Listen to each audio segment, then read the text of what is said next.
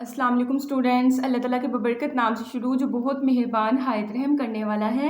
आज हम लोग first year physics chapter number 2 का टॉपिक 6 वाला प्रोजेक्टाइल मोशन डिस्कस करेंगे, जो कि बहुत अहम आपका टॉपिक है। शॉर्ट के लिहाज से देख लें, एमसीक्यूज़ के लिहाज से देख लें, लॉन्ग के लिहाज से देख लें।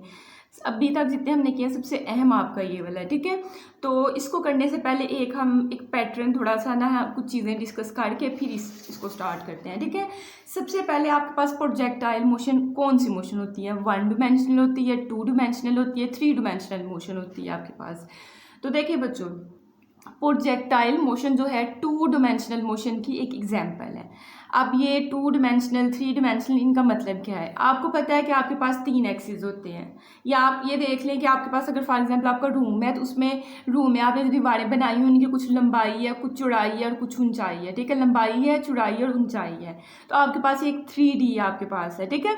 तो आपके पास अगर कोई बॉडी जो है, फॉर एग्जाम्पल लेट्स सपोज आप ही हैं, आप वॉक कर रहे हैं, तो आप एक एक्सिस पे मूव, मतलब आप यहाँ से चलना स्टार्ट हुआ और यहाँ तक आ गए, तो ये आप एक एक्सिस पे मोशन कर रहे हो, तो ये आपकी मोशन 1 डिमेंशनल होगी, ठीक है। मैंने यहाँ बाल की एग्जांपल, ये बाल आपने पकड़ी और ग्राउंड पे आपने ऐसे उसको मूव करवा दी, जैसे बच्चे मूव करवाते हैं, तो वो 1 डिमेंशनल मोशन है। क्यों 1 डिमेंशनल मोशन है? क्योंकि आपने बाल ही हॉरिजॉन्टल, नीचे ही आपने बाल ऐसे करके फेंकी है, तो इसका मतलब है कि बाल ने वर्टिकल जो है कोई फासला ही नहीं तय किया, सिर्फ वो हॉरिजॉन्टल वो उसने फासला तय किया, तो वो आपकी 1 डिमेंशनल मोशन है। इसके मुकाबले में वही बाल देखें, आपके पास आप कमरे के कॉर्नर में खड़े हो जाएं, ठीक है। उस कमरे के कॉर्नर में आपको पता 3 आपकी साइड्स होती हैं, कॉर्नर में नहीं खड़े होना, तो आप वैसे बाल लेके खड़े हो जाएं, ठीक है। अब बाल ना आपने इस डायरेक्शन में फेंकी है, हॉरिजॉन्टल ना फेंकी है, ना आपने ऊपर को फेंकी है, ना वर्टिकल फेंकी है आपने, ठीक है। अगर आप हॉरिजॉन्टल फेंकोगे, मतलब आपने बाल को इस तरह फेंक दिया जैसे ये फेंकी हुई है, तो ये आपके पास 1 डिमेंशनल होगी, क्योंकि एक एक्सिस पे ही आपने बाल फेंकी है। या आप ये भी कर सकते थे कि आप मैंने हॉरिजॉन्टली मैंने खड़े होकर तो सीधी बाल फेंक दी, तो वो आपने वर्टिकल, वो भी 1 डिमेंशनल ही है। आप दोनों काम नहीं करते, ना आप हॉरिजॉन्टल फेंकते हो ना आप वर्टिकल फेंकते हो, बल्कि आप एक पॉइंट पे खड़े होके तो इस तरह से बाल फेंकते हो, मतलब इस एंगल से फेंकते हो कि वो, ये देखिए ये बाल हमने अगर यहाँ इस पॉइंट पे फेंकी है, तो इसने मतलब देखिए यहाँ आपका ओरिजिन है, इस साइड पे भी देखिए ना कुछ फासला तय किया है, इतना फासला तय किया है, और अगर वर्टिकल भी देखिए तो वर्टिकल भी इसने कुछ इतना फासला तय कर लिया। तो ये आपके पास जब हॉरिजॉन्टल और वर्टिकल मतलब 2 एक्सिस में आपका डिस्टेंस कवर होगा, तो वो आपके पास 2 डिमेंशनल डिस्टेंस कहलाएगा। बात की समझ आई कि नहीं आई है? ये 2 डिमेंशनल हमने 9th क्लास में वेक्टर्स में किया हुआ है, हेड टू टेल रूल से, कि अगर आपके पास जो है आपके पास एक किस तरह वेक्टर हो, एक किस तरह वेक्टर हो, और फिर उसका रिजल्टेंट जो हम लोग ड्रा करते हैं, तो ये चीज़ हमने वैसे पढ़ी हुई है पहले भी, ठीक है। उसके बाद 3D आपके पास, ये 3 डिमेंशनल में मोशन कैसे हो सकती है? आप रूम की एग्जाम्पल हम लोग ले रहे हैं, तो उसकी लंबाई है, उसकी चौड़ाई है, उसकी ऊंचाई है। अब लेट्स सपोज कि आपके पास यहाँ कोई परिंदा बैठा हुआ है, आपको पता है कि कोई मतलब कीड़ा वगैरह जो उड़ सकता है, तो वो क्या करता है, वो इस डायरेक्शन को भी जाता है, इस डायरेक्शन को, वो यहाँ आपके पास कॉर्नर में, और कॉर्नर में सीधा उड़ जाता है, तो उसने कितने फासले तय किए होंगे लंबाई में भी। अब सीधे उड़ने का मतलब ये नहीं कि दीवार के साथ सीधा सीधा, वो ऐसे करके उड़ गया है, तो इसका मतलब है उसने इस डायरेक्शन में भी कुछ फासला तय किया होगा, कुछ इसमें भी, कुछ इसमें, वो उसका 3D होगा, ठीक है। तो आपके पास प्रोजेक्टाइल मोशन जो होती है वो आपके पास 2 डिमेंशनल होती है। तो मैंने क्या, मोशन इन 2D क्या होती है? Motion that takes place in 2 different directions, जिसमें 2 डायरेक्शंस हो। फॉर एग्जाम्पल ये मोशन थी आपके पास, इसमें हॉरिजॉन्टल भी डिस्टेंस ये कवर कर रहा है, और ये वर्टिकल भी ऊपर चला गया है। ओरिजिन पे था, यहाँ ना हॉरिजॉन्टल डिस्टेंस कवर था ना वर्टिकल था, लेकिन जो ही इस साइड को किया है, तो ये इस पॉइंट से इसने इस साइड को भी फासला तय किया और इस साइड को भी फासला तय किया। तो आपके पास अगर 2 डिफरेंट डायरेक्शंस में सेम टाइम में दोनों डायरेक्शंस में अगर फासला तय होगा, तो वो 2D में होगा, 2 डिमेंशन में होगा। नेक्स्ट हमने इसको बताना है कि प्रोजेक्टाइल मोशन हमारी 2D मोशन है, 2 डिमेंशनल मोशन है, ठीक है। अब प्रोजेक्टाइल मोशन क्या है, यही हम मतलब 2D में प्रोजेक्टाइल मोशन को ही क्यों डिस्कस करते हैं, सबसे इंपॉर्टेंट हमारा क्वेश्चन ये होना चाहिए। अच्छा देखिए, 2D में हम लोग प्रोजेक्टाइल मोशन को ही डिस्कस इसलिए करते हैं, इसकी आप डेफिनेशन पढ़ेंगे तो आपको हाफ से ज़्यादा बात की समझ आ जानी है। मैं अगर आपको एग्जाम्पल दे रही हूँ बाल की, बच्चे होते हैं, बाल ग्राउंड में पड़ी होती है, पाँव से उसको किक करते हैं, तो बाल जी जाके धूल पड़े जाके पड़ती है। तो अगर मैं आपसे एक क्वेश्चन पूछूं कि आप एक मतलब सेम एनर्जी के साथ सेम एनर्जी कह रहे हैं, इनिशियली तो हमें कुछ वेलोसिटी देनी पड़ती है, सेम वेलोसिटी के साथ बाल को किक कर रहे हैं। तो मुझे बताएं हर दफ़ा आपकी बाल जो है अगर फॉर एग्जांपल आपने बाल को किक किया, बाल ये आके इधर गिरी है, ठीक है, पहली दफ़ा, दूसरी दफ़ा भी आपने उतनी ही एनर्जी या उतनी ही वेलोसिटी दी है, तो क्या दूसरी दफ़ा भी बाल आपकी यहाँ आके गिरती है? तीसरी दफ़ा करते हो तो क्या सेम पॉइंट पे? हमेशा हमारे साथ ये नहीं हो रहा था, बाल कभी आगे कभी पीछे, कभी वो अपनी डायरेक्शन ही चेंज कर देती है। आप इस तरह फेंक रहे हो, हवा तेज चल रही है, वो हो सकता है कि इस तरफ को जाने की बजाय थोड़ी सी उस साइड को हो गई है। इस तरह होता है कि नहीं होता है?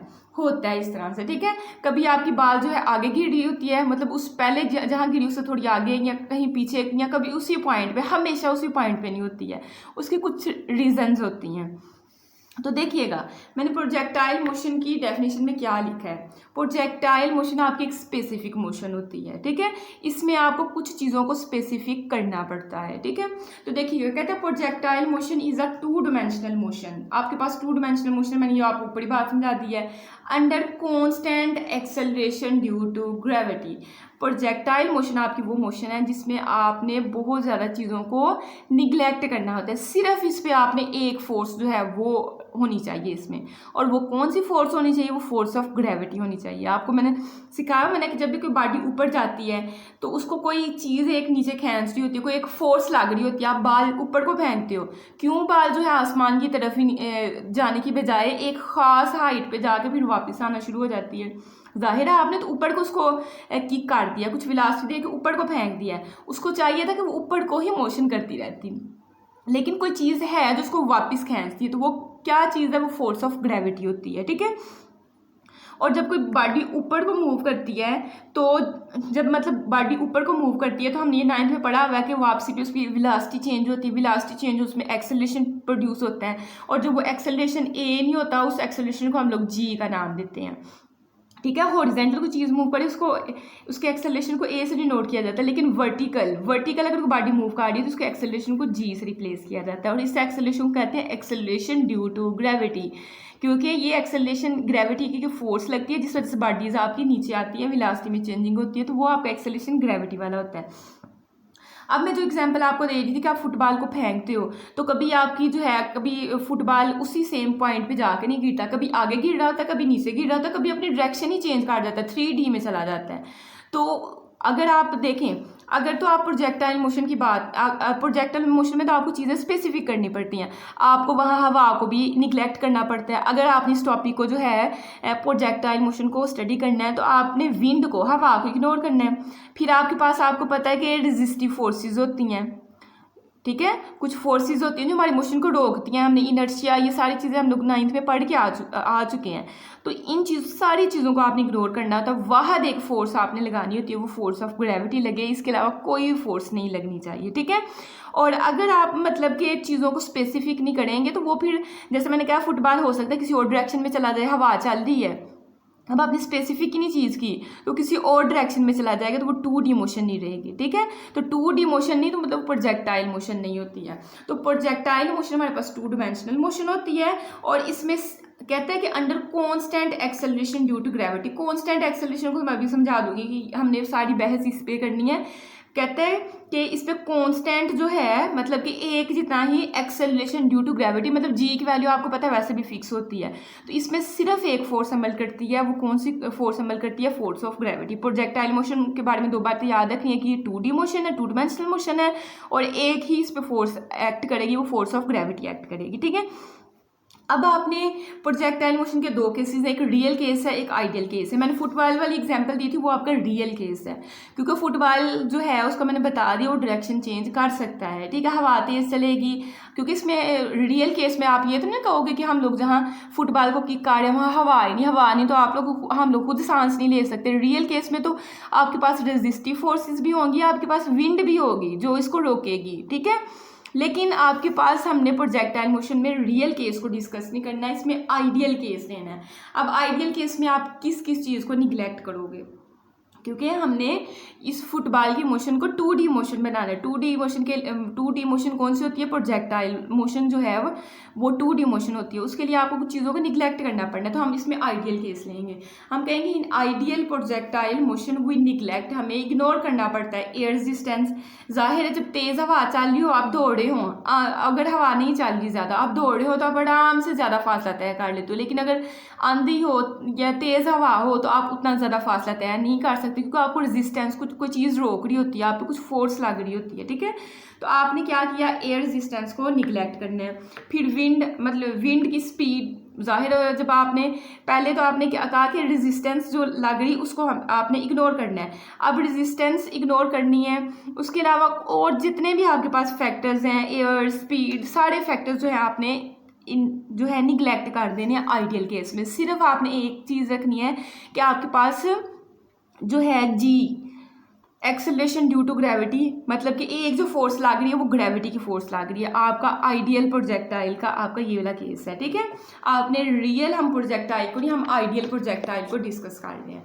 अब आप खड़े हैं, फॉर एग्जांपल आप खड़े हैं, आपकी कुछ ना कुछ लेंथ होगी, कुछ ना कुछ आप लंबे होंगे, आपकी हाइट होगी, तो आप यहाँ तक आपके हैंड में एक बॉल पड़ी हुई है। ठीक है, अब हमने कहा है कि हमने सिर्फ आपके ग्रेविटी की फोर्स, और ग्रेविटी की फोर्स आपको पता है वर्टिकल लगती है, हॉरिजॉन्टल ग्रेविटी की फोर्स तो नहीं ना होती है, तो सिर्फ एक वर्टिकल आपके पास फोर्स लगेगी। ठीक है, तो इनिशियली आपके हाथ में बाल है, तो आपने बाल को ना थोड़ा सा पुश देना है। पुश देने का मतलब है कि अगर आपके हाथ में बाल है तो आपने थोड़ा सा उसको बस आगे बाल को थोड़ा सा पुश देना है, इस साइड को थोड़ा सा आपने, मतलब बाल को थोड़ा सा आगे को आपने मोशन मूव करवाया, तो आपको पता है बाल ने आहिस्ता आहिस्ता करके ऐसे करके नीचे आके ज़मीन पे हिट होना है। तो इनिशियली आपने क्या करना है, एक बाल लेनी है। ठीक है, आप कुछ हाइट पे खड़े हो, आपके हाथ में बाल है, और अब बाल को थोड़ा सा हॉरिजॉन्टल आपने मूव करवाना है, और आप देखेंगे थोड़ा सा आप इस साइड को मूव करवाए, उसके बाद बाल करते करते आगे ग्राउंड पे हिट हो जाएगी। ठीक है, अच्छा, जब भी आपने थोड़ा सा, जब आपने पुश देना है तो आपने देखना है आपकी बाल जो है ना थोड़ा सा जो है फॉरवर्ड भी गई है, थोड़ा सा आगे को भी गई है, और थोड़ी देर बाद जो है उसने क्या किया, डाउनवर्ड भी मोशन शुरू कर दी है। ठीक है, अब जब आपने थोड़ा सा उसको मूव करवाया, मतलब इनिशियल थोड़ी सी वेलोसिटी दी है, वो वेलोसिटी आपके पास Vx है। ठीक है, और ये मैंने कहा आपने फोर्स हॉरिजॉन्टल कोई फोर्स नहीं लगा सकते, एक वाहद आपकी फोर्स लगनी है, और वो फोर्स कौन सी नहीं है, ग्रेविटी की फोर्स होनी है, सिर्फ वर्टिकल आपकी फोर्स लगनी है। तो हॉरिजॉन्टल जो हल्की सी आपने वेलोसिटी दी थी ना, वो आपके पास Vx है। जाहिर अब आपने वो लगाई नहीं। अब यहाँ आपने कुछ कंसीडर चीज़ें करनी है। मैं कह रही हूँ हम लोग प्रोजेक्टाइल मोशन को डिस्कस कर रहे हैं, तो प्रोजेक्टाइल मोशन में अभी मैंने आपको समझाया है, आपने कुछ अजम्पशंस करनी है। सबसे पहले आप क्या अज्यूम करोगे कि एयर फ्रिक्शन को हम लोग इग्नोर कर रहे हैं।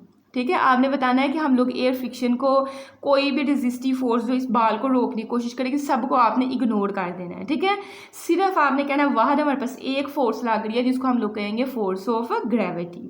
यहाँ तक आपने एज्यूम कर लिया। अब आपने खुद ही क्या है कि इसके हॉरिजॉन्टल, मतलब सिर्फ एक वर्टिकल एक फोर्स लग रही है, हॉरिजॉन्टल कोई फोर्स नहीं लग रही। मुझे बताएं, अगर हॉरिजॉन्टल आप कोई फोर्स नहीं लगा रहे तो न्यूटन का फर्स्ट लॉ क्या था? Newton first law of motion ने क्या कहा था कि कोई अगर किसी बॉडी पे या किसी ऑब्जेक्ट पे कोई फोर्स नहीं अमल कर रही तो उसमें एक्सेलरेशन भी प्रोड्यूस नहीं होगा। ठीक है, न्यूटन का कानून क्या था कि अगर किसी बॉडी पे कोई नेट फोर्स अमल नहीं कर रही तो वहाँ एक्सेलरेशन भी क्या होगा, ज़ीरो होगा। तो अभी हमने बात की है कि हम लोग हॉरिजॉन्टल जो है वो कोई फोर्स नहीं लगा रहे। तो मुझे बताएं, अगर हम लोग हॉरिजॉन्टल कोई फोर्स नहीं लगा रहे तो हॉरिजॉन्टल AX मतलब एक्सेलरेशन, हॉरिजॉन्टल एक्सेलरेशन आपके पास क्या होगा, ज़ीरो होगा। क्यों? क्योंकि हॉरिजॉन्टल के लिए हम लोग मतलब हॉरिजॉन्टल कंपोनेंट के लिए x लगाएंगे, और वर्टिकल कंपोनेंट के लिए आप क्या लगाएंगे, y लगाएंगे।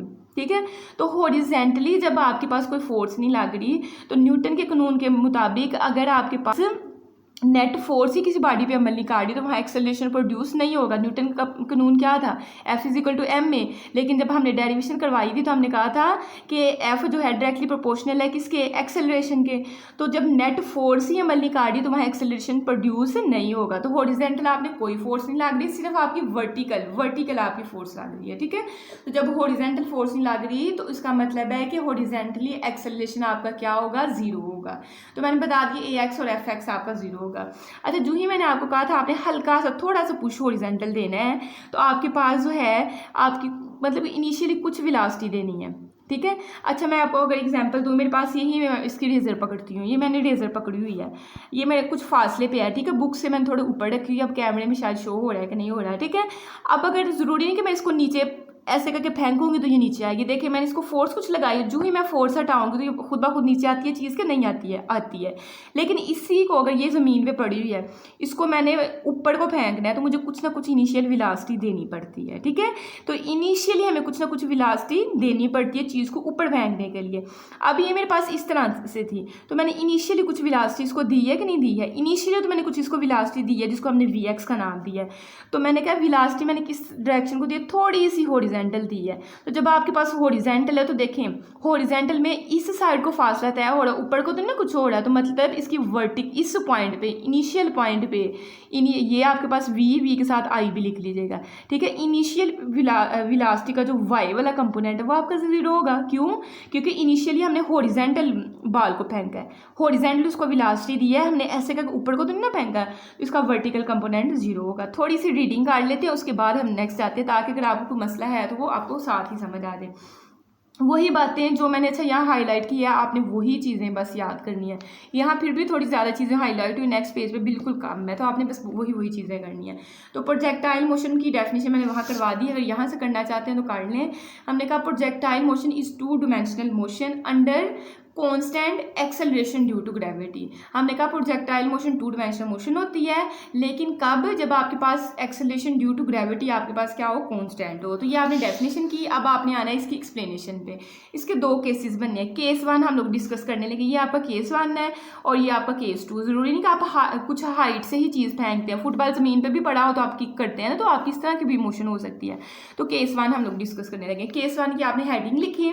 अब इसमें आपने क्या क्या बताना है, आपने कहना है consider the motion of a ball when it is throne horizontally from certain height. आप एक सर्टेन हाइट पे खड़े हैं और आपने यहाँ से बॉल हॉरिजॉन्टली, थोड़ी सी बॉल को आगे करके फेंक रहे हैं, मतलब आपने बॉल को थोड़ा इस तरह, लेकिन आप बॉल को छोड़ देंगे तो फिर बिल्कुल नीचे आएगी। लेकिन अगर आप ऐसे करके बच्चे जैसे फेंकते हैं बॉल, तो थोड़ा सा हॉरिजॉन्टल डिस्टेंस कवर करती है। तो कहते हैं when it is throne horizontally from certain height, जब उसको हॉरिजॉन्टली एक खास ऊंचाई से फेंका जाता है, इट इज ऑब्जर्व्ड, ये देखा जाता है, दैट द बॉल ट्रेवल्स, जब आप ऐसे करके फेंकते तो आप देखते हैं बॉल कुछ जो है फॉरवर्ड थोड़ी सी आगे को गई है और फिर डाउनवर्ड मोशन उसकी शुरू हो गई है, ठीक है।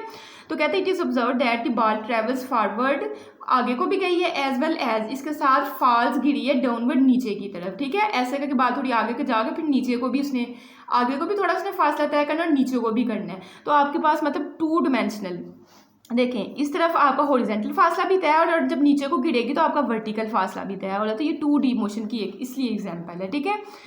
कहते हैं until it strikes something such as ground, कहते हैं ये तब तक हॉरिजॉन्टल और वर्टिकल फासला तय करती रहेगी जब तक ये ग्राउंड के साथ जाके नहीं लगती है।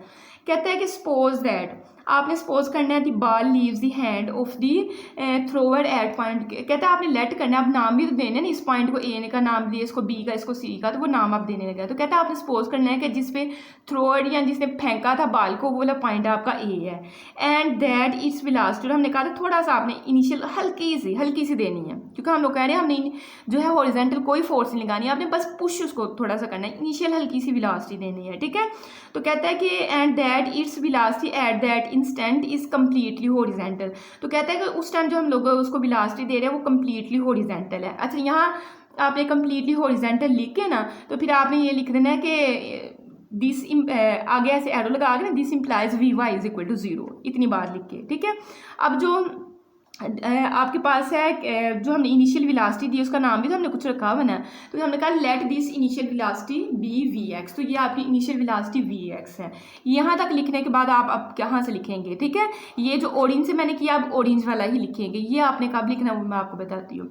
अब आपने इसको थ्रू तो कर दिया, लेकिन मैंने कहा था कि फुटबॉल या बॉल जो भी आप है उस पर अगर तो एयर रेजिस्टेंस या कुछ इस तरह की चीज़ लगेगी तो वो डायरेक्शन चेंज कर सकती है। आपने जिस डायरेक्शन को फेंका है, तो देखें आपने इस डायरेक्शन को फेंका, ये वर्टिकल भी कुछ फासला आपका मतलब आहिस्ता आहिस्ता कम हो रहा है ना फासला, और हॉरिजॉन्टल भी तय कर, लेकिन अगर बॉल ही अपना रास्ता चेंज कर दो तो 3 डिमेंशनल हो जाएगी। तो आपने यहाँ तक लिख के ना, उसके बाद आपने अगली बात क्या लिखनी है, आपने कहना है कि लेट सपोज यहाँ इस तरह कह लें ignoring the air friction.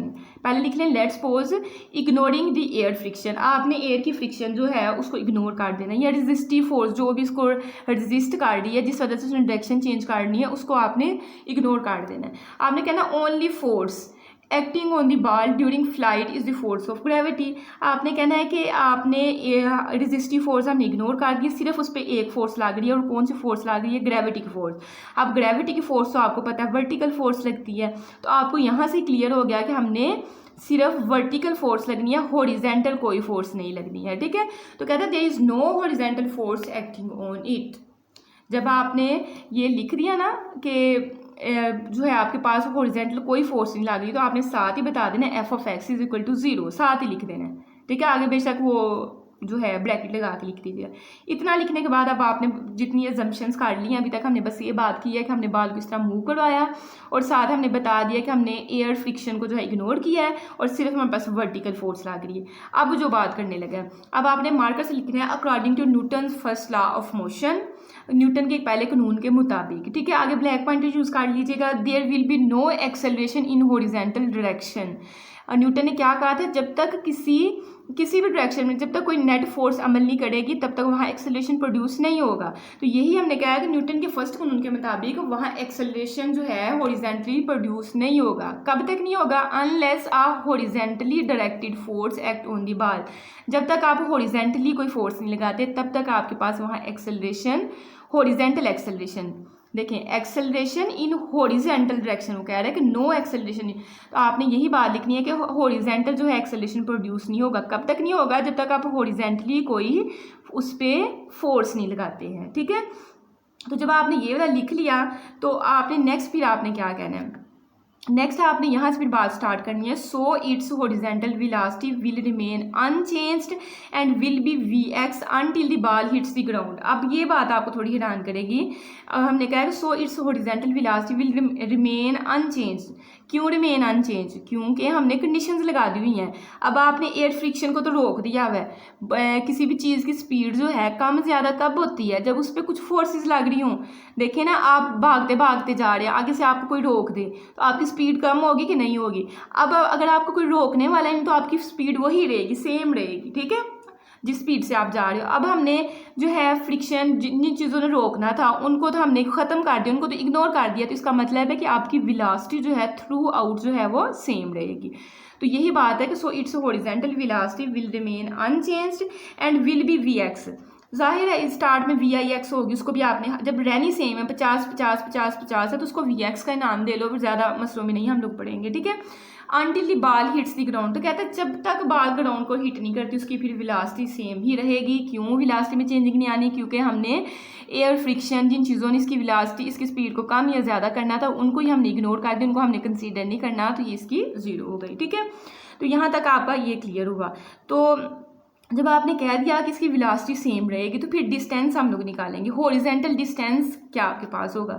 Distance का आपने फार्मूला पढ़ा हो ना, s is equal to v T.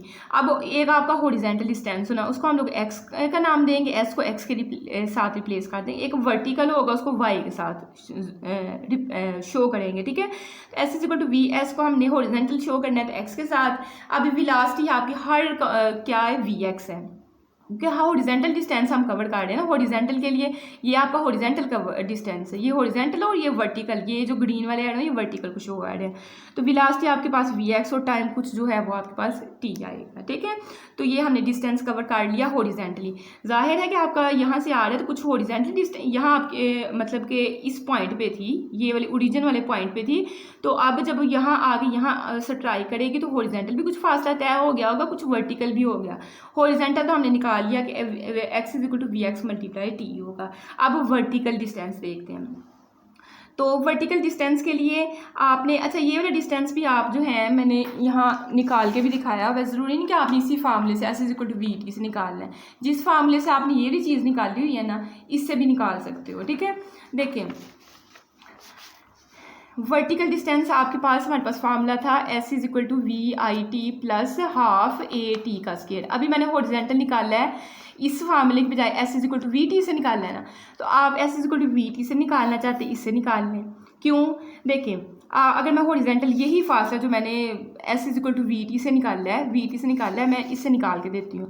देखें s को मैंने कहा है कि हॉरिजेंटल फासले को आपने x से शो करना है और वेलोसिटी आपकी हर पॉइंट पे vx हो रही है, इनिशियल वेलोसिटी जो आपने दी थी, और टाइम t हो रहा है, ठीक है।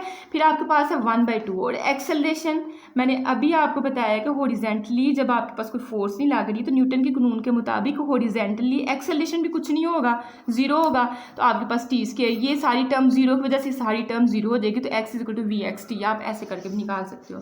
अब वर्टिकल डिस्टेंस के लिए भी आपने सेम यही फार्मूला रखना है। अब मैंने कहा s को आपने y से रिप्लेस करना है। अब ये आपकी वेलोसिटी जो है, देखें ना, वेलोसिटी के दो कंपोनेंट होने, एक x वाला होना है, एक y वाला होना है। तो ये vy वाला कंपोनेंट i लिखना है, लिखे नहीं तो ना लिखें। अच्छा, अगर लिखना है फॉर एग्जांपल इनिशियली अगर हम लोग बात कर रहे हैं तो ये मैंने आपको बताया था कि आपके पास इनिशियली x वाला कंपोनेंट होगा लेकिन y वाला कंपोनेंट वेलोसिटी का नहीं होगा, क्योंकि फासला जो वेलोसिटी इस साइड को है, मैंने ये चीज़ आपको समझाई है ना, वर्टिकली तो नहीं है आपने वेलोसिटी दी, आपने हॉरिजेंटल दी है। तो जब आप हॉरिजेंटल कोई चीज़ देते हो, अगर वेलोसिटी आपने हॉरिजेंटली दी है तो इसका वर्टिकल कंपोनेंट जीरो है। लेकिन अगर आप वेलोसिटी बाल ऊपर को भी तो फेंक सकते हो ना, अगर आप वेलोसिटी वर्टिकल दोगे तो फिर उसका हॉरिजेंटल कंपोनेंट हम लोग जीरो लेंगे। बात की समझ आई कि नहीं है?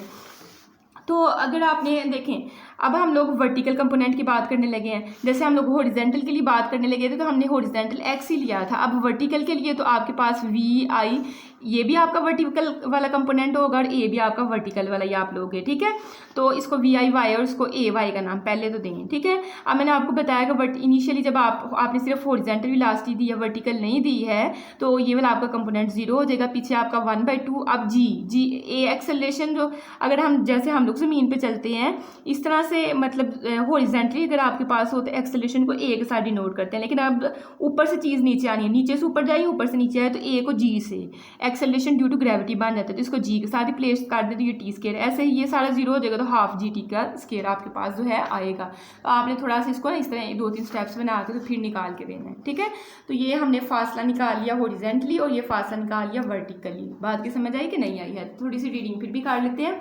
कहता है the vertical motion of the ball is also, यहाँ नॉट कॉम्प्लिकेटेड की बजाय इज कैलकुलेटेड लिख लीजिएगा, ठीक है, ये इसकी जगह। कहते हैं it will accelerates downward under the force of gravity. देखिए ना, हमने कहा कि जब हमने बॉल को फेंका, अब वर्टिकल फासला तय करने लगे तो वर्टिकली हमारे पास फोर्स ऑफ ग्रेविटी लग रही है, और जब फोर्स ऑफ ग्रेविटी लग रही है मतलब वर्टिकली कोई फोर्स लग रही है तो वहाँ एक्सेलरेशन प्रोड्यूस होगा। उस एक्सेलरेशन को ए का नाम नहीं जी का नाम देना, यही बात यहाँ बता रहा है। कहते हैं this vertical motion is the same, कहते हैं ये vertical motion is the same रहेगी as far a freely falling body. एक ऐसी बॉडी है जिसको आपने फ्रीली फॉल किया है, ठीक है, ये मेरे पास है, इसको मैं छोड़ दूँगी, फ्रीली फॉल होगी, ठीक है।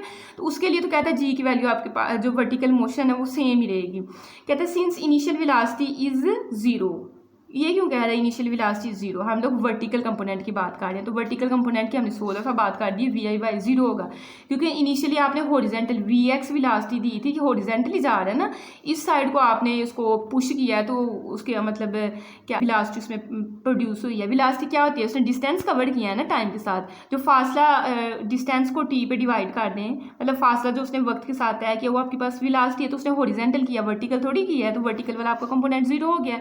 तो आपने कहा since is initial vertical velocity is zero hence vertical distance is, तो vertical distance y is equal to half g t square मैंने पेज पे आपको निकालना सिखा दिया। ये आपका था केस 1, ये जो हमने डिस्कस किया है।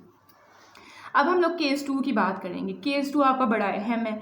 देखें, हमने जो है हेड टू टेल रूल पढ़ा, इसके अलावा इस चैप्टर में भी मैंने आपको जो है इक्वेशंस करवाई हैं, तो उसमें हम लोग किस तरह करते थे, अगर मेरे पास एक एक्स एक्सिस है, एक मेरे पास वाई एक्सिस है, और अगर आपके पास कोई बॉडी ओरिजिन से जाती है, कुछ एंगल बना के जाती है, तो फिर हम उसको कंपोनेंट्स बनाते थे।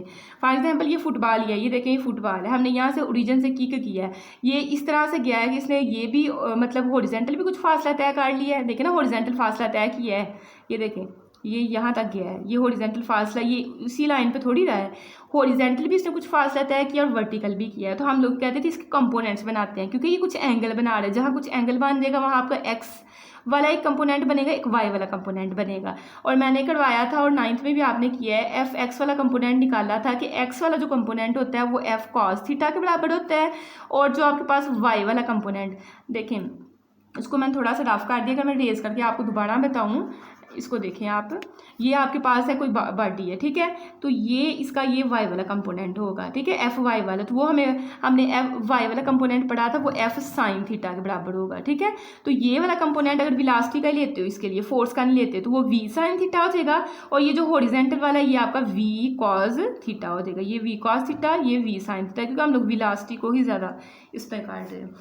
तो जब आपके पास जो है कुछ इस तरह की मोशन होगी, मतलब कर्व्ड मोशन होगी, कर्व ऊपर वाली भी है, ये भी कर्व्ड है। अच्छा, ये कर्व्ड मोशन किस तरह की शेप है, ये मैथ में इस शेप को क्या बोलते हैं, पैराबोलिक, ठीक है। एमसीक्यूज में अक्सर पूछता है कि ये आपके पास प्रोजेक्टाइल मोशन जो है उसमें शेप कैसी बनती है, तो आपने कहना है ये पैराबोलिक शेप बनती है, ठीक है। तो दूसरा केस है, क्या हो सकता है, कोई ग्राउंड से ही पाँव से किक करके तो फुटबॉल को जो है फेंके, तो फुटबॉल ये जी इस तरह करके यहाँ इस पॉइंट पे आए, तो ऐसी भी तो मोशन हो सकती है, तो ये आपका केस 2 है, ठीक है। अच्छा, अगर आप लोग कहते हैं कि केस 1 के लिए जो है हम लोग को बाकी जो उसने कैलकुलेशन की है वो भी काट लें तो वो ज़्यादा बेस्ट है, फिर केस 2 हम लोग स्टार्ट करते हैं, के साथ ही करना है। ये जो नेक्स्ट पेज पे इसने कैलकुलेशन सारी की हुई है, ये इससे की हुई हैं, तो हम लोग पहले इसको ही कम्प्लीटली डिस्कस करते हैं, फिर केस 2 पे जाते हैं, ताकि आप लोग कंफ्यूज ना हो, ठीक है। हमने हॉरिजॉन्टल और वर्टिकल तो हमने डिस्टेंस निकाल लिया, ठीक है। इसने एक केस ही पूरे में डिस्कस किया हुआ है, पिछली बुक में उसने ये वाला ज़्यादा केस डिस्कस किया था, दोनों के लिए सेम कंडीशंस होनी है। तो चलें अब इसके लिए हम लोग जो है वेलोसिटी वाले कंपोनेंट्स देख लेते हैं। बच्चों देखें, ये मेरे पास मैंने इसकी एक्सप्लेनेशन थोड़ी पेज पे लिखी है कि थोड़ी आपको समझ आ जाए। इनिशियल वेलोसिटी जो आपने यहाँ दी थी, इनिशियल वेलोसिटी, जाहिर है इनिशियली जो आपने वेलोसिटी दी थी उसके दो कंपोनेंट बने थे, एक वी एक्स और वी वाई, जो मैंने कहा है जीरो आपके पास बना है, तो कंपोनेंट ऑफ वी आई का मतलब है इनिशियल वेलोसिटी के लिए जो कंपोनेंट्स आपके पास है। तो इनिशियली जो ही आप दोगे तो ये आपके पास वी आई एक्स वेलोसिटी होनी है, जिसको हमने बाद में वी एक्स का नाम दे देना है, क्योंकि सारे पाथ में या इसको कहते हैं ट्रैजेक्ट्री, ये जो रास्ता इसको बोलते हैं ट्रैजेक्ट्री में आपके पास सेम वेलोसिटी रहनी है, ठीक है। तो इनिशियल वेलोसिटी एक्स कंपोनेंट की जो मतलब हॉरिजॉन्टली है आपके पास, वो वी एक्स ही आप रखोगे।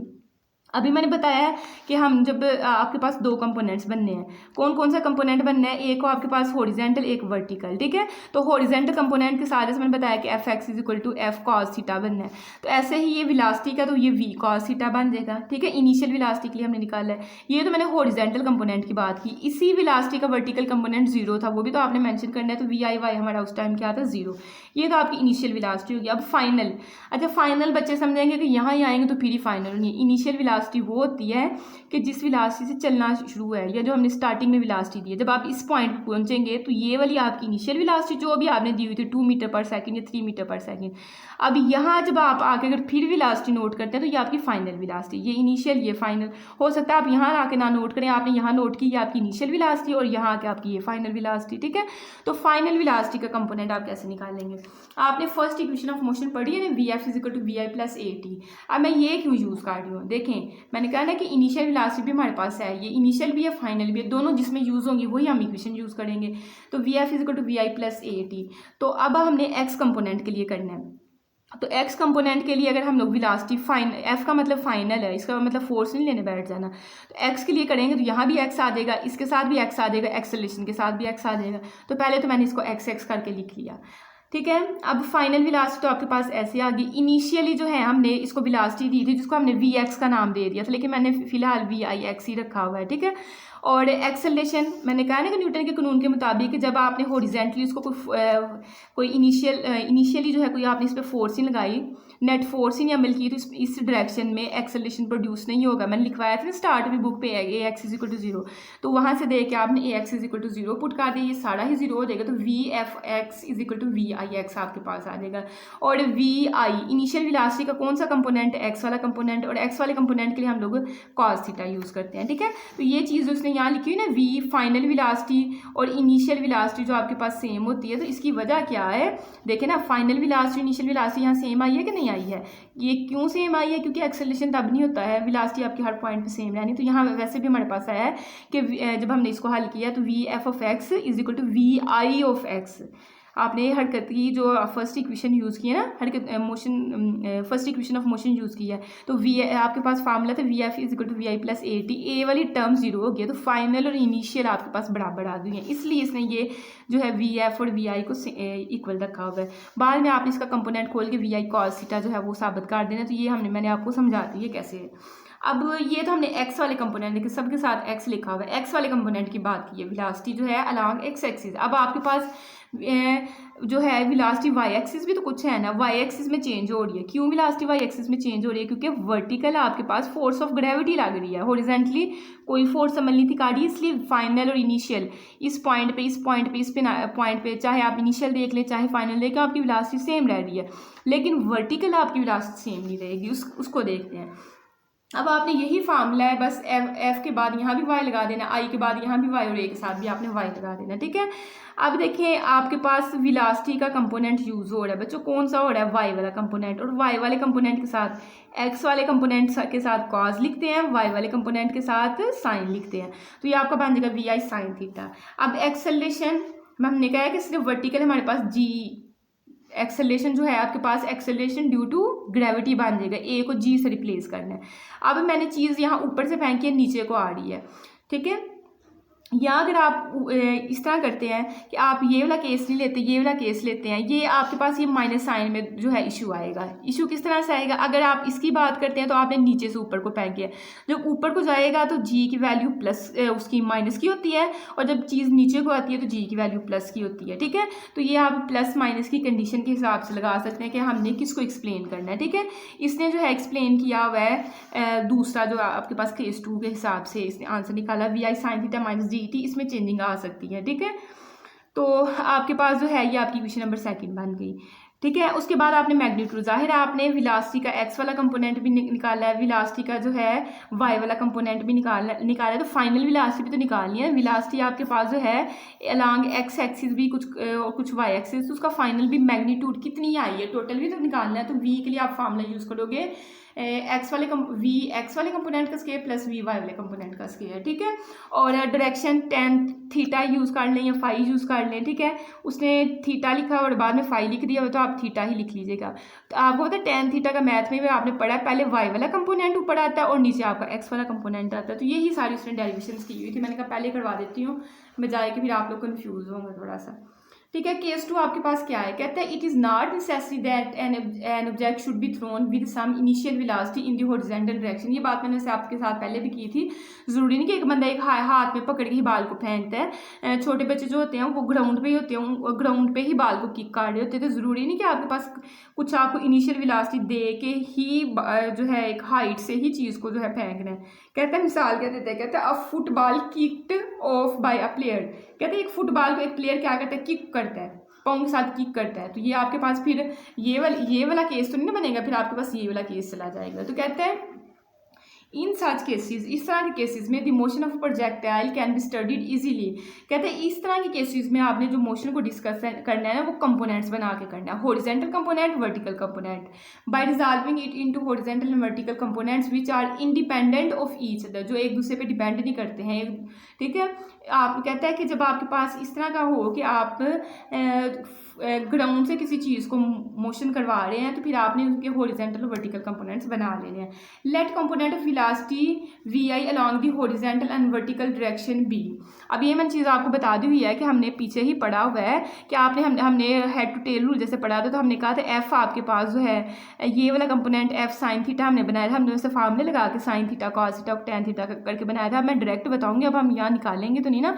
तो कहता है कि उसका हॉरिजॉन्टल आपके पास कंपोनेंट जो है वी आई कॉस थीटा ले लें, vertical v i sine theta बनेगा वेलोसिटी का। कहते हैं the horizontal acceleration, horizontally acceleration क्यों जीरो हो रहा है? अब ये चीज़ आपको रटी गई होगी क्योंकि आपको याद है कि न्यूटन के कानून ने कहा था जब आप हॉरिजॉन्टली कोई फोर्स नहीं लगाते तो वहाँ एक्सेलरेशन भी प्रोड्यूस नहीं होगा। कहते हैं the horizontal acceleration is a x is equal to 0 because we have neglected air resistance and no other forces acting along the direction whereas the vertical acceleration is a y. अच्छा, जब इसने ये वाली बात की थी ना, ये सारी चीज़ें मैंने आपको बताई थी ना, ये केस 1 के लिए भी उसने वही सारी इंग्लिश लिखी है, केस 2 के लिए भी फिर आपने वही सारी चीज़ें लिखनी है कि हॉरिजॉन्टल कोई एक्सेलरेशन नहीं होगा, सिर्फ वर्टिकल जो है आपके पास जी की वैल्यू होगी। ये सारी चीज़ें इसने यहाँ डिस्कस करनी है, ठीक है। ये वाली चीज़ में मैंने आपको करवा दिया। अब यहाँ से आपने करना क्या क्या है, आपने यहाँ तक लिखना है। उसके बाद horizontal component we i x की मार्कर से हेडिंग दे के तो ये वाला आपने कंपोनेंट निकाल देना है, जैसे कि मैंने निकाला है। मैंने तो थोड़ा सा वो काट के ना डेरिवेशन काट के using first equation of motion ये 2-3 चीज़ें लिख के तो फिर मैंने किया। आप भी वैसे काट लीजिएगा, नहीं तो आपकी अपनी मर्जी। उसके बाद यहाँ से आपने कुछ नहीं लिखना, फिर आपने वर्टिकल कंपोनेंट ऑफ वेलोसिटी निकालना है। अच्छा, ये vertical component v f y नहीं लिखिएगा, vertical component of velocity v f y लिखेंगे तो ज़्यादा अच्छा लगेगा। यहाँ वेलोसिटी पूरा स्पेलिंग उसके लिख लीजिएगा, ठीक है।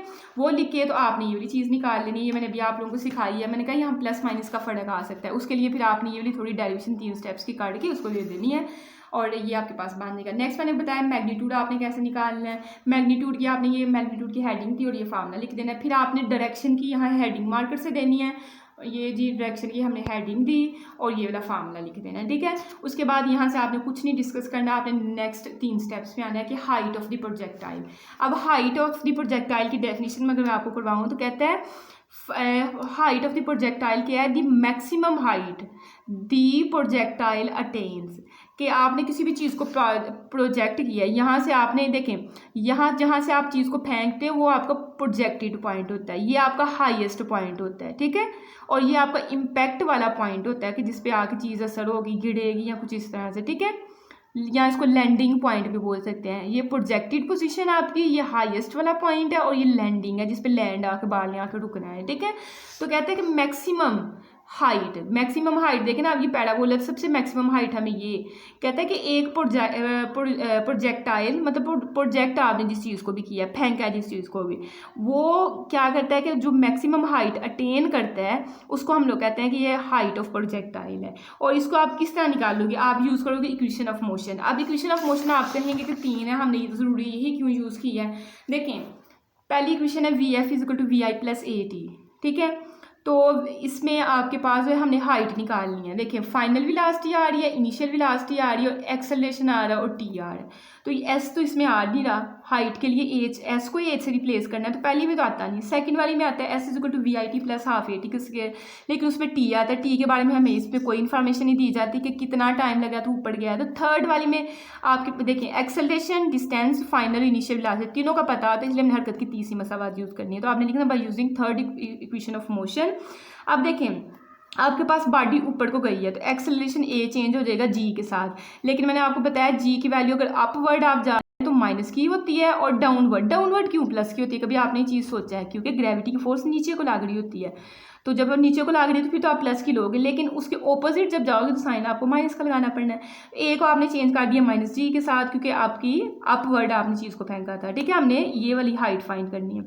ऐसा आपके पास जो है वो हाइट है, हाइट को एच से जाहिर करोगे तो ज़्यादा अच्छा लगेगा। अगर ऐसे करोगे तो फिर ये भी डिस्टेंस वो समझ सकते हैं कि हो सकता है ये डिस्टेंस हो। हाइट के लिए आपको पता है एस नहीं यूज़ किया जाता, तो इसको एच के साथ रिप्लेस कर दोगे तो वो ज़्यादा अच्छा होगा, ठीक है। फाइनल वेलोसिटी और इनिशियल वेलोसिटी आपकी रहेगी। अब फाइनल वेलोसिटी मुझे बताएं, हाँ मैंने पूरी हाइट यहाँ तक ये पूरी हाइट फाइंड करनी है। इस पॉइंट पे हमने बड़ी दफ़ा आपको 9th में भी ये मिसाल दे के चीज़ समझाई हुई है कि कोई भी बॉल है जब आप ऊपर फेंकते हो तो वो क्यों एक ख़ास पॉइंट पे जाकर तो फिर वापस आ जाती है। बच्चों आप भी चल रहे हो, जब तक आप रुकते नहीं आप दूसरी डायरेक्शन नहीं ले सकते। बॉल कुछ चंद सेकंड के भी कुछ हिस्से के लिए रुकती है एक पॉइंट पर, फिर वापसी को आती है। तो जिस पॉइंट जहाँ मैक्सिमम हाइट है वहाँ जाके उसकी फाइनल वेलोसिटी 0 हो जाती है। इनिशियली आप कुछ वेलोसिटी देते हो, जिस पॉइंट पे रुक जाती है जब फास्ट लाइन तय कर दी तो वहाँ वेलोसिटी कैसे प्रोड्यूस हो जानी है। तो फाइनल वेलोसिटी तो आपकी वैसे 0 होगी, वी एफ 0 होगी और वी आई। अब देखिए हम लोग ये मैं ऊपर को हम लोग मतलब वर्टिकल मोशन की बात कर रहे हैं, तो वी आई आपका कौन सा होगा, वी आई वाई आपके पास होगा। और वी आई वाई होगा तो वी वाई वाला कंपोनेंट कौन सा होता है, साइन थीटा वाला, तो वी आई साइन थीटा असल में आपका बनेगा। ये ऊपर स्केयर था इसलिए हमने इनके साथ स्केयर्स लगाए हैं। मुझे लगता है आपको बात की सारी समझ आ गई होनी है, ठीक है। अब नेक्स्ट हमने एज फाइंड करना है, तो माइनस देखें ये माइनस के साथ खत्म, ये 2g जो है इस साइड पे आके डिवाइड हो जाएगा। तो ये आपके पास हाइट के लिए फार्मूला, यहाँ नीचे बहुत अहम आपको जो है इन्फॉर्मेशन दे रहा है। अच्छा ये आपके पास हाइट के लिए है। यहाँ ना वो एक पेपर में कंफ्यूज करने वाला क्वेश्चन पूछता है, कहता है कि प्रोजेक्टाइल मोशन हो रही है लेकिन वर्टिकल कंपोनेंट के साथ हो रही है, तो फिर हाइट क्या होगी। ये जो फार्मूला है ना आपके पास, ये आपने कैलकुलेट किया है जब आपके पास हॉरिजेंटली कुछ एंगल बन रहा है, हॉरिजेंटल लाइन के साथ कुछ एंगल मेहरबान। अगर वो वर्टिकल का जिक्र कर दे तो आपने ये फार्मूले पे टिक नहीं करना है, ठीक है। कहता है कि दी height of projectile will be reduced.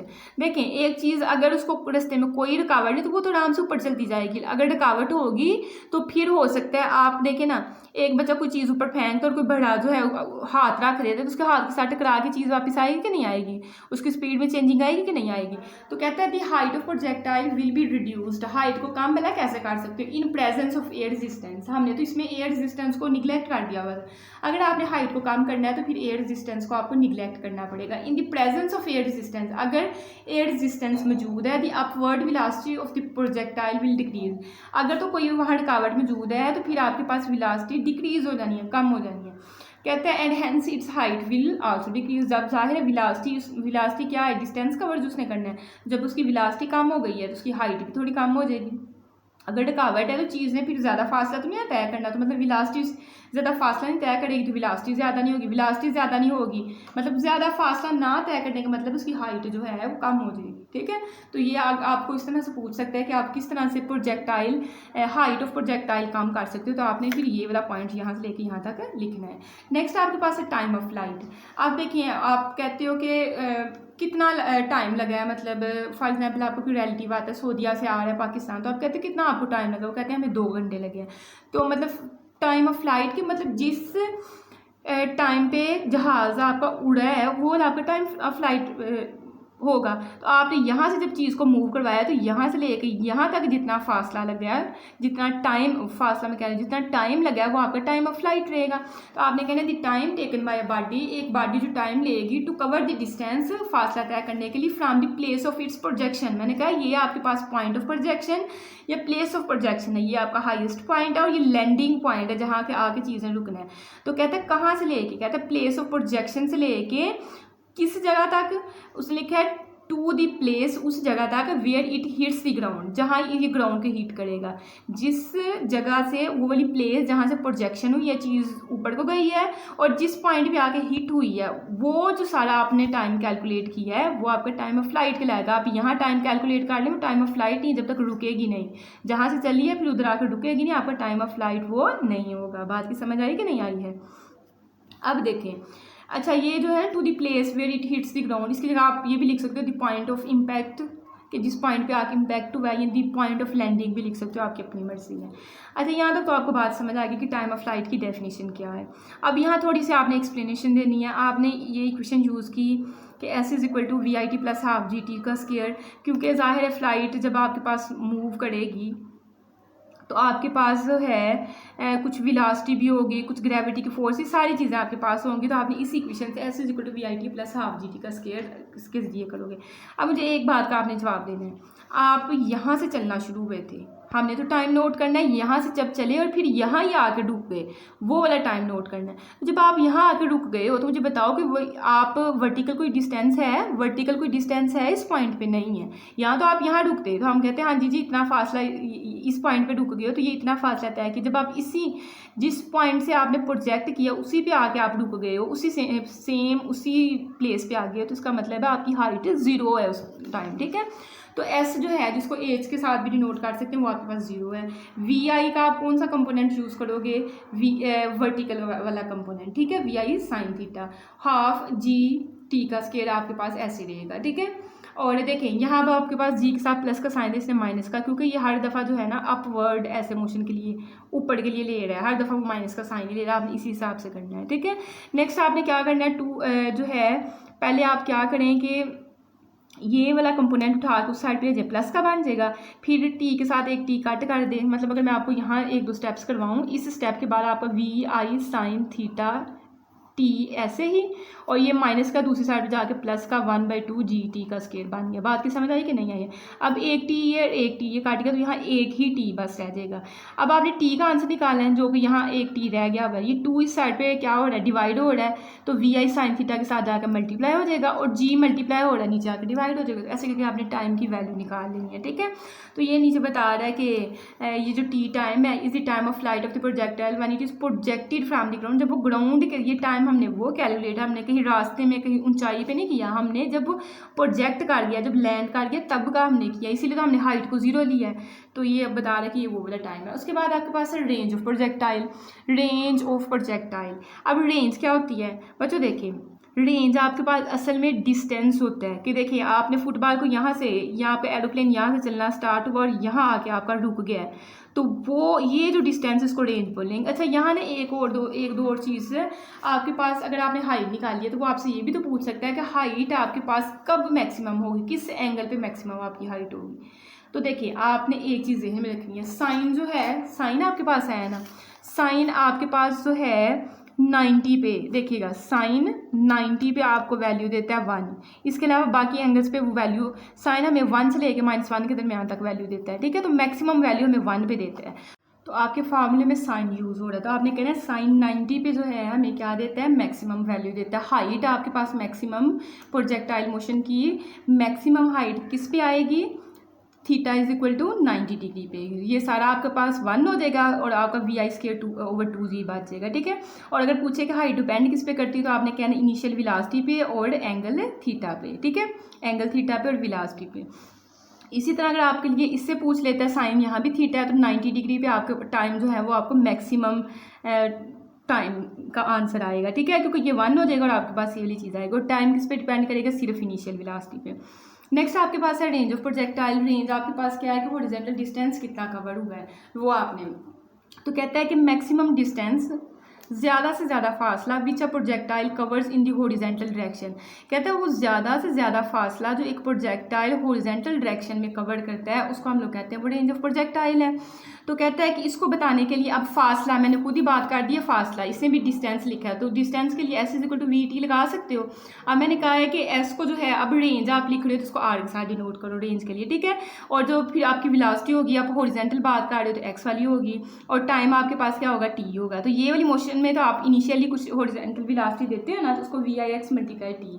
अभी आपने VIX जो है वो निकालना नहीं था, जिसमें हमने कहा था कि वेलोसिटी का x वाला कंपोनेंट क्या होता है, VI cos थीटा होता है और y वाला होता है VI sin थीटा होता है। तो ये x वाला है तो VI cos थीटा, और टाइम का भी आपने आंसर ये निकाला है, टाइम की जगह आपने ये वाली सारी वैल्यू जो है वो पुट कर दी, ठीक है। अब आपने जो है ये 2, ये साइन थीटा और cos थीटा को एक साइड पे लिख लेना है, पीछे क्या बचेगा VI, एक ये और एक ये, तो ये VI का स्क्वायर बन जाएगा /2। अब देखें आपने मैथ में फार्मूला पढ़ा 2 साइन थीटा cos थीटा बराबर होता है sin 2 थीटा के बराबर होता है, ठीक है। तो ये आपने फार्मूला पढ़ा, इसकी जगह आपने sin 2 थीटा लिख दिया, ठीक है। तो ये आपका रेंज का फार्मूला आ गया। अब यहाँ आपके बड़े क्वेश्चन राइज होते हैं कि अब आप बताएं कि रेंज आपके पास मैक्सिमम कहाँ होगी। आप फट से देखते हैं कि ये जी साइन है तो साइन के साथ तो 90 पे हमें मैक्सिमम देता है। तो बच्चों देखिए साइन 90 पे तो मैक्सिमम देता है, अगर आप यहाँ 90 रख लेते हैं तो 90 को 2 के साथ मल्टीप्लाई करें तो आपके पास आता है 180।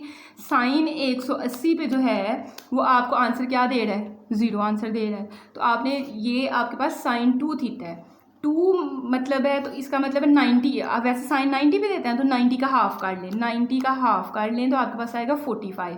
लेकिन आपने कहना है साइन 45 पे हमें मैक्सिमम वैल्यू देता है, क्यों, 45 को 2 के साथ मल्टीप्लाई करो, देखो मैं आपके सामने करती हूँ, 2 × 45 करेंगे तो हमें 90 बन जाएगा। तो ये आपने चीज़ है वो अगर आपको नज़र सही से आ रहा है तो आपने ये पॉइंट जहन में रखना है। अगर साइन 2 थीटा है, रेंज में साइन 2 थीटा है तो रेंज आपको मैक्सिमम आंसर 45 डिग्री पे देगी। इसके अलावा भी क्वेश्चन जो है पिछली बुक्स वो ओल्ड सिलेबस में पूछता होता था कि रेंज जो है मैक्सिमम किस किस एंगल पे होगी, और एक दो दफ़ा उसने MCQs दिया है। वैसे तो अगर पूछे तो आपने कहना थीटा = 45 डिग्री, 45 2 के साथ मल्टीप्लाई अगर 90 हो जाएगा, 90 को साइन से साइन 90 लेंगे तो आपके पास 1 आ जाएगा, तो मैक्सिमम वैल्यू आ जाएगी। एक उसने किस तरह से क्वेश्चन पूछा हुआ था, वेयर रेंज सेम कहाँ रहेगी, रेंज आपके पास जो है सेम कब रहेगी, किस किस एंगल पे।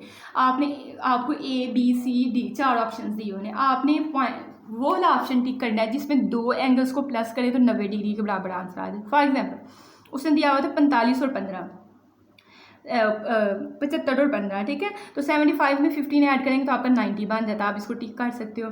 या फिर आपको ये चेंज कर सकते हैं 30 और 60, 60 में 30 जमा करेंगे फिर भी 90 बनना है। तो ये आपने देख लेना कि किन 2 एंगल्स को आप प्लस करते हो 90 डिग्री बनता है, उस पर आपका रेंज का आंसर जो है वो मैक्सिमम आएगा, ठीक है। ये जो चीज़ें मैंने आपको समझाई हैं कि क्यों आपने, क्योंकि जो मैंने बताया कि थीटा की जगह 90 क्यों नहीं ले सकते, आपने 45 लिखना है, उसने ये चीज़ एक्सप्लेन की हुई है। नेक्स्ट वही बता रहा है कि अगर एयर रेजिस्टेंस जहाँ जहाँ होगी वहाँ आपके पास वेलोसिटी या हाइट थोड़ी कम होगी, वही चीज़ें डिस्कस कर रहे हैं। कहते हैं air resistance will slow down projectile forward motion. जहाँ हवा होगी वहाँ आपको पता है कि मोशन जो है वो ज़ाहिर उसने रुकावट पैदा करनी, तो उतनी अगर हवा नहीं है तो चीज़ ज़्यादा तेज़ी से मूव करेगी, स्पीड उसकी ज़्यादा होगी, लेकिन अगर होगी तो मोशन थोड़ी जो है उसकी स्लो हो जाएगी। Reducing its velocity, reduction in velocity will result decreasing the range of projectile. जब वेलोसिटी कम हो जाएगी तो वो जाहिर है, जैसे हमने कहा ना कि एयर रेजिस्टेंस की वजह से हाइट कम हो जाएगी, ऐसे ही अगर हॉरिजॉन्टल मोशन हो रही है तो एयर रेजिस्टेंस की वजह से जो है आपके पास यहाँ भी जो है आपके पास रेंज कम हो जाएगी। हॉरिजॉन्टल जो डिस्टेंस है उसको हम लोग रेंज के फार्मूले से हमने निकाला, हमने कहा हॉरिजॉन्टल डिस्टेंस को रेंज बोलते हैं। जब यहाँ भी रुकावट होगी तो हो सकता है बॉडी ने यहाँ तक जाना है तो यहाँ ही रुक जाए, ठीक है। तो आगे इसके बाद फर्दर मोर कह रहे हैं air resistance is not constant through out the flight of the object. कहते हैं ये आप नहीं कह सकते पूरे ही जो आपने मोशन करवाया उसमें एयर रेजिस्टेंस बिल्कुल भी कहीं भी नहीं है। As the object slows down, कहता है जब ऑब्जेक्ट जो है स्लो होते हैं the air resistance experience by its also decreases. तो जब आपके पास ऑब्जेक्ट जब कोई स्लो हो जिसकी मोशन हो जाए तो समझ जाएं कि वहाँ आपके पास एयर रेजिस्टेंस है, जिस वजह से उसकी मोशन जो है उसकी स्पीड जो है स्लो हुई है। This means that the object retards more slowly and accelerates more slowly as it falls। का मतलब ऑब्जेक्ट जल्दी थोड़ा पीछे हो जाएगा। अच्छा आपने यहाँ तक नहीं लिखना है, आपने यहाँ तक बात खत्म कर देनी, ये नीचे वैसे उसने बातें लिखी हुई हैं। आई होप कि आपको उसकी समझ आई होगी। अगर समझ आई है तो चैनल को लाइक और सब्सक्राइब करें, ठीक है, और कमेंट्स किया करें ताकि मुझे पता हो कि आप लोग इंगेज होकर वीडियोज़ देख रहे हैं, मेरी वीडियोज़ बनाने का फ़ायदा हो जाए, ठीक है। अल्लाह हाफिज़।